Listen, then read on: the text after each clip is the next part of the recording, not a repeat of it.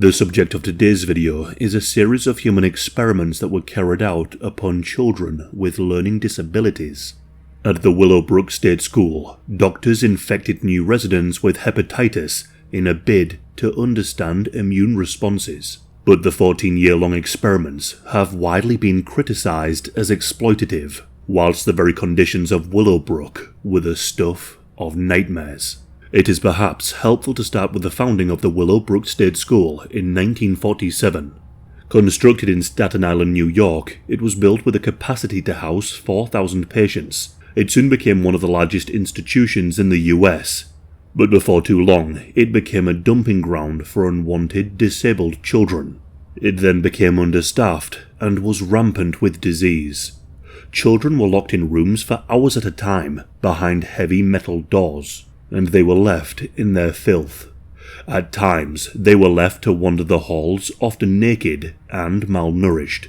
The understaffing was a major problem, with less than one member of staff to care for as many as 40 patients, and these patients had complex needs. Chief amongst the diseases affecting the patients was hepatitis, and for Dr. Saul Krugman joining Willowbrook in 1944, hepatitis was already endemic at the school.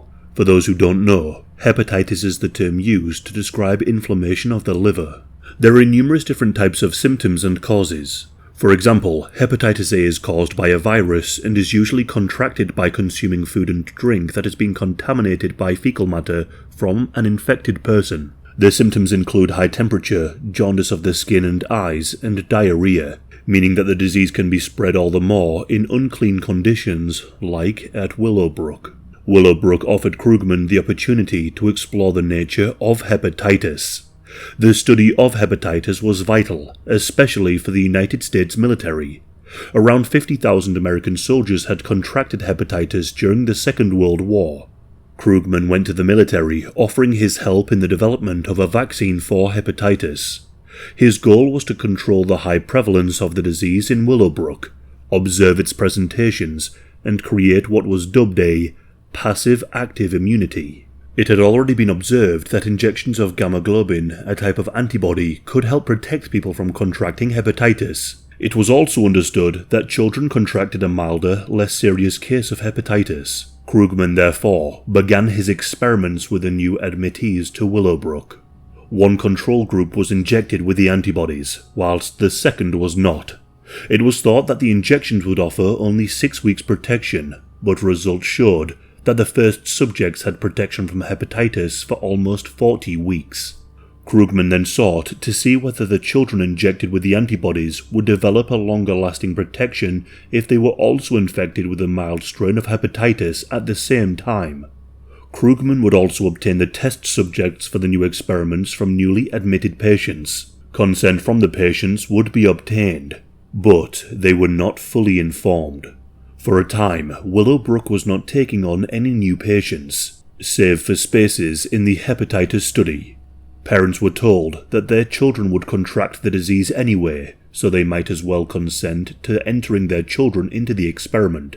As the children were not able to give consent due to their age and disability, the consent of the parents was vital, but often preyed upon the parents' need for obtaining help for their children. Despite its poor reputation, it remained the only facility and the only option for many families. Parents were told of the procedure, but many were not told that the disease could be fatal.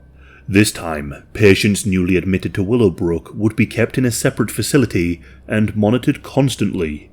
They would be injected with the antibody, but also infected with hepatitis. Sometimes, this would be an injection of the disease itself.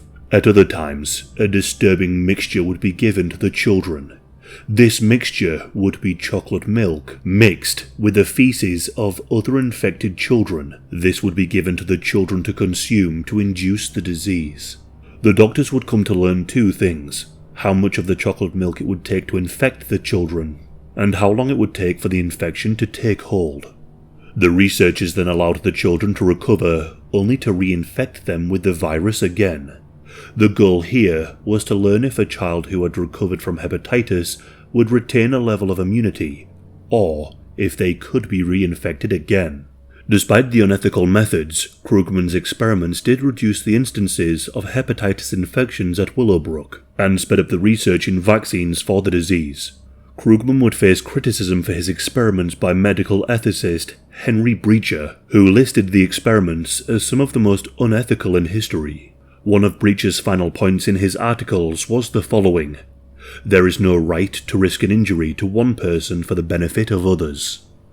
Krugman would defend his work, insisting he carried out the experiments in an ethical fashion and that they were justifiable, not just for the children at Willowbrook, but for the others who would benefit. In 1972, Krugman was appointed as the president of the American Pediatric Society. However, there were other attempts made to understand hepatitis. Dr. Borge Bloomberg discovered the hepatitis B vaccine in 1964, and working with Dr. Irving Millman developed a hepatitis vaccine in 1969.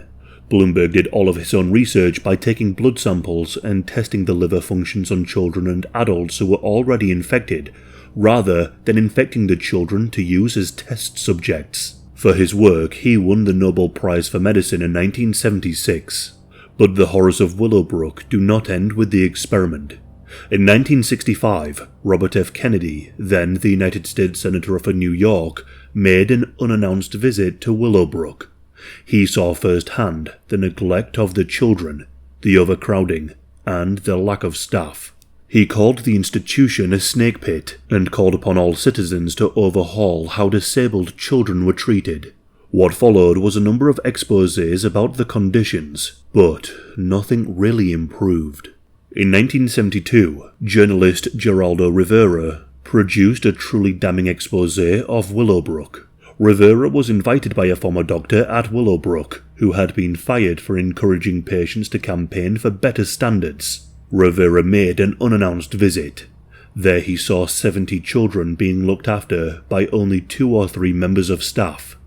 Many of the children were barely dressed, not cleaned after soiling themselves, and being left to their own devices.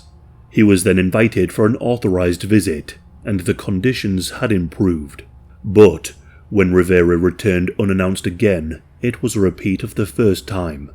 Poor conditions, neglected children, and overwhelmed staff. There was no education, rehabilitation, or opportunities.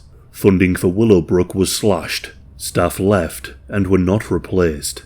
Those who remained did not have the time to give the necessary time to every child. Wards were left empty, as Willowbrook did not have the staff to run the spaces.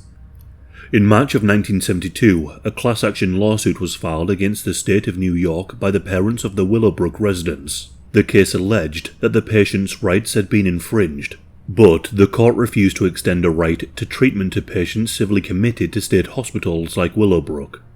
In 1974, the National Research Act was passed. This sought to offer protections to subjects in human experiments. One notable measure was the creation of the National Commission for Protection of Human Subjects of Biomedical and Behavioral Research. Independent committees of the Commission review the ethical nature of experiments to this day. In 1979, the Commission also published the Belmont Report, setting out the ethical principles that govern human experiments. With the bad publicity and attempts to improve the lives of the patients, steps were taken for the closure of Willowbrook. In 1975, the remaining patients at Willowbrook were to be integrated into community programs, not dumped into institutions. The goal was to have the patients taking part in individualized services, placed in less restrictive, normalizing residences. And on the 17th of September 1987, the last remaining patients left Willowbrook. Many of the former residents were now well into their 50s and 60s. They were placed into community-run homes and took part in day programs, rather than being confined. These patients were to receive a high standard of care and support for the rest of their lives, as part of the agreement for the closure of the Willowbrook School. One example of the former patients of Willowbrook making a massive impact can be seen in Bernard Carabello. Bernard was in the exposé and was part of the reason for the school being closed down. In 1980, he was appointed as an advocate for the New York State Office for People with Developmental Disabilities. In this role, Bernard led the fight to protect the rights of New Yorkers with learning difficulties. In particular, he ensured that the former patients received the care that they were promised.